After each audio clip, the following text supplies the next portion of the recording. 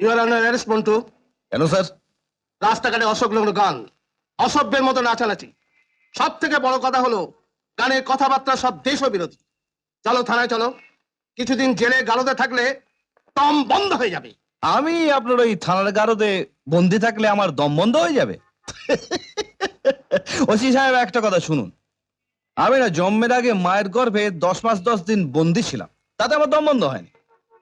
তারপর জন্মের পর বাবা মায়ের কোলে আমি মুখ গুজেছিলাম, তাও আমার দম বন্ধ হয়নি। তারপর স্কুল, কলেজ, অফিস, কোথাও আমার দম বন্ধ হয়নি। আর সবচেয়ে বড় কথা কি হলো জানেন স্যার? মানে আপনাদের মতো অনেক সরকারি কর্মচারী অত্যাচারে যখন আমার দম বন্ধ হয়নি, তখন আমার মনে হয় স্যার এই জন্মে আর আমার দম বন্ধ হবে না। তার চেয়ে বড় কথা কি জানেন স্যার? এটা বাঙালির রক্ত তো, সারা ভীষণ জোর, অনেক সহ্য শক্তি, তার দিক দিয়ে দিন সারা বেড়েই চলেছে। আরে সবে মুখ দেখছিস কেন? স্যার বলছেন থানায় যেতে, যাবি না?